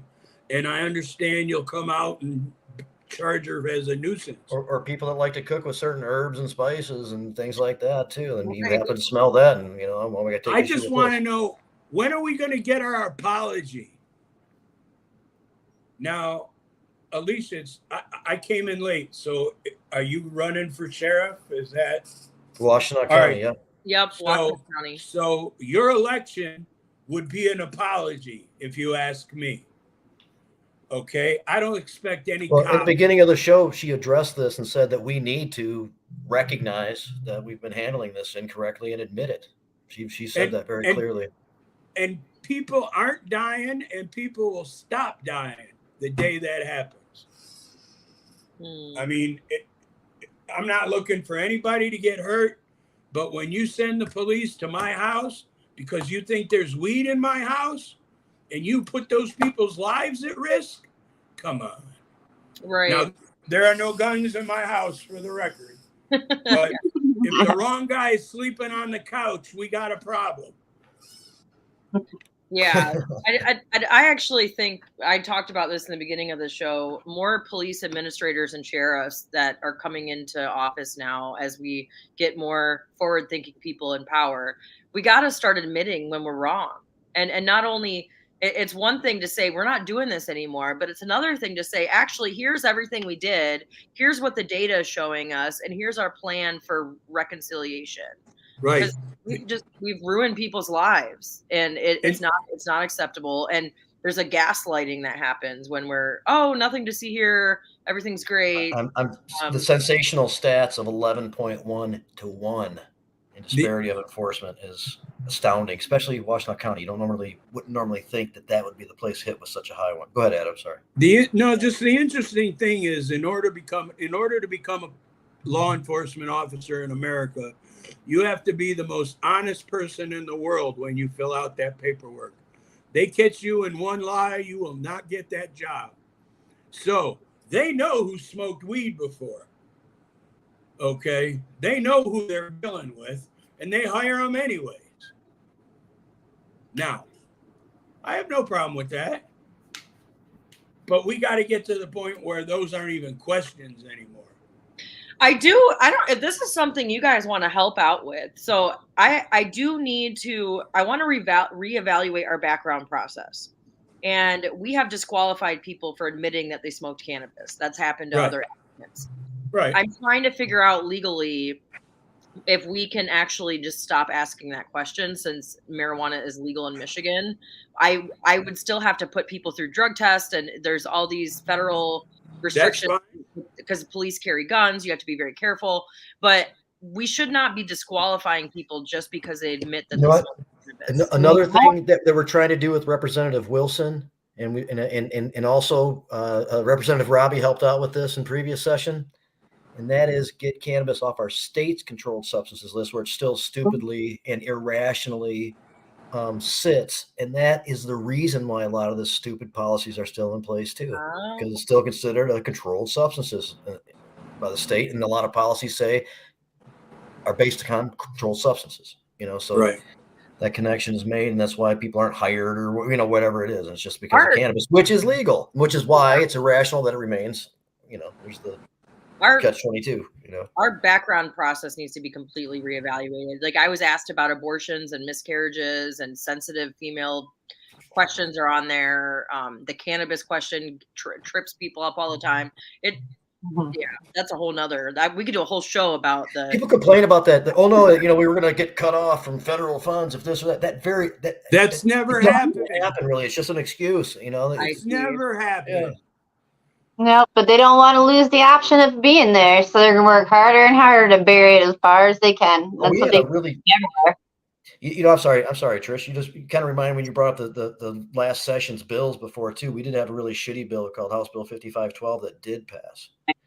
That had to do with specialty courts and the ability for people to use cannabis, if they're going to be in a medical, if they're in a specialty court. And it was. So a judge can overrule a doctor's recommendation. So if anybody comes to these specialty courts, particularly drug court, then you're going to run into a situation where a judge is going to decide whether that is the recommendation is going to be able to be coincided with the MATS program. And a lot of patients that don't want to do that. They don't want to go back on another opioid, and so they'd rather either spend, or they'll have to go back, 2 more years. It's not just the judge's, just the judge's decision from somebody who's requesting or is using cannabis. Mm-hmm. Before this law, they could just continue to do it according to the Michigan Medical Marijuana Act by right. They had immunity. In fact, that was taken away in this law. I mean, for the purposes of drug court, but it's not just that the judge makes that decision. The judge has this, it's an extra special hearing with the person's doctor, which is, a common tactic that was used against us for a long time with just the implementation of the Michigan Medical Marijuana Act itself at large. And then the judge then decides if what the doctor had to say was valid or not. Which is why you should always worse than just making the decision, I think. This is going to hurt poor people in drug court. Like It only hurts poor people. Yeah, oh, terrible. And a lot of people, like, again, we were talking about 5512. As we were investigating that, we had found that there's this kid down in Pennsylvania who went through drug court. He got out of jail. He was on probation. I guess he violated his probation, but he had chose to use medical cannabis for. Did I lose her? No. No, I'm here. Sorry. Okay. He chose to use medical cannabis for his recovery process, and he got picked up on a probation violation, came back out in drug court, and then overdosed 2 weeks later because he didn't want to take opioids. And they put him back on synthetic opioid. It was really stupid, but we were up against the judges and some huge lobbying groups that they hired to help them out. And Yeah. our voice just didn't. And we had many lawmakers that started understanding our perspective. And I mean, they're staffers. When we walked in at first, they didn't even realize who we are. They thought we were kind of dumb. But when we walked in, they were just like, "Oh yeah, no, it's just some funding thing for the judges." They're like, "Oh, that's what reminded me. They Right. one of the things the judges would say is that, "Oh no, federal funding." And then it takes about 5 seconds of research to see where the policies are. In that it was tried, it was challenged, it lost, and they're not going to do it anymore. So I mean, it's not even a real issue. And we explained that to the judges, and they just glossed it. I mean, it doesn't matter. This is what they wanted. It doesn't matter. Revenue generator. Maybe there shouldn't be specialty courts. No, and there are shouldn't problems with be. specialty courts. There shouldn't be. There's so much money that flows through those places and gets in the wrong hands or the wrong teams, the wrong people, and the wrong Ironically, things. some of these lawmakers, even ones we like a lot, thought it was so important that they were Well, trying to maybe we- Slapping fentanyl in the neighborhoods. It's a big racket. Maybe Susan we asked should about all the be woman treated I alike. worked with in Pennsylvania, and she said she took her son's case all the way to federal court, and they already know. And I mean, I don't know how they're going to change all these policies or anything like that, but it's a problem that they understand. But yay, it's interesting. It makes me so frustrated. I don't know. That's just one of those things where that's the reason why we like plant medicine, because it's not a guarantee, but at least it's a different option than what we've been having since the 80s. And a lot of people are changing. They don't want to do synthetic anything. They want to start putting more nutrition in their body in comparison to more poison, and just turns out to be that way. But it would be great to have you, Alicia, on October 28th. We're going to the Michigan Weeds. There's multiple different businesses and organizations and residents are going to come together in front of the Capitol. We use this as basically like a unity rally. So this is a residents-based rally for cannabis community. So it'll be Michigan-based owners, patients, caregivers, anybody that's involved in it any way, shape, or form. A lot of people want to see reform in cannabis, and Ann Arbor has been quick to just step on that, and it'd be super cool kind of to maybe have you come out and check that out. Maybe I didn't get a chance to speak just about certain topics, and especially how things worked out in Ann Arbor. And it's just going to be nice to have a fresh face there and somebody who wants to move forward in the future instead of going backwards. Good example. I agree. That would be great if that happens to work out. When did you stop being a road deputy? So I left Road Patrol in 2019, and then I went to the Marine Division. I did that while I completed my master's degrees at U of M, and then I actually discontinued my employment at the Sheriff's Office completely very recently, back in 2022, right before I launched, because I didn't think it was wise to still be an employee while I was running against the current administration. Sure. I'm looking forward. I'm looking forward to meeting you and be able to ask you some questions. So. Gotcha. So you guys were both on the stage at the same time at Hash Bash this year, but didn't quite make the connection. But we'll make sure that does happen in the future for sure. We'll definitely have you back on for updates and stuff too. I want to throw it out there too that the Sahara Bus Bridge Walk is still going on. That is almost done. Let's have the t-shirts done. We do need a couple more sponsors. So if there's anybody interested in being a sponsor for the Sahara Day at the bridge. Yep. We do Bridge Walk every year, and this year it's dedicated to Zara. Awesome. I'm sorry, I could talk over you, Trish. Who was a great advocate for us. Oh, right. Yeah, she was. She's awesome. And they really want to continue honoring her on that Bridge Walk. So most of the community know very well how much she did for us. Right. Adam, anything else you want to get in before we? No, I'm good. I'm happy I got in when I did. I'm looking forward to meeting Alicia. Did I say your name right? Alicia? You did. Good job. Thank you. And I always say it's dyer, not dryer. There's no R. Public school. They taught me how to read. Yeah, I really appreciate the fact you were on here the entire time. I was going to talk about the MiCIA conference a little bit. I didn't even get to it, although it's going to be kind of a cool conference. It's the industry association that is more in line with not being so concerned with being a big money interest trying to artificially advantage themselves all the time and things like that. And I really appreciate that organization a lot. I enjoyed being able to use all that time, though, to talk about things at large and about your specific candidacy and your approach. And, we're definitely going to keep up on this. We're going to stay in support and keep the awareness level up. We need decision makers like yourself, like Hill Harper, others that we've gotten behind to be in decision-making capacities. Law enforcement is just really important. In 2024, there's an opportunity to elect sheriffs and prosecutors, and those play a huge role in how things generally go in the counties. And any words you want to leave us with, Alicia? And again, really appreciate you being on here for the whole time today. Yeah, this has been a joy. I love, I'm always happy to come back. This has been great. And if anyone wants to get involved in our campaign, we have a year to go, and it's going to take a community-wide effort, a lot of people power, donations, unfortunately, because is there a site? Are so expensive. Yeah, you can go to dyer2024.com. That's awesome. That's awesome. Yep, go to that website. You can get involved, and yeah, it's definitely a community-wide effort. So we've got over 75 volunteers, and we are. It's definitely a grind. Oh, that was really neat. I like that. All right, isn't that cool? He's in control, so you know. And Adam willed that to happen. For all that I you did, do. though. Oh, here we go. Former city council person from Ann Arbor, also in support. Ann Bannister, done a lot of great work with great policy in Ann Arbor, supporter of entheogens and cannabis rights and all types of good stuff, in support also of Alicia, which is great. Hi, Ann. And that's all we have time for. Again, I really miss Rick. Please keep on sending him prayers and positive vibes. He'll be back here. Shout out to Rick. Yeah. Thanks a lot, everyone. Thanks again, Alicia. Right. Thanks for everybody who was on today. You. Jazz Cabbage Cafe. Be back next week. See you, everybody.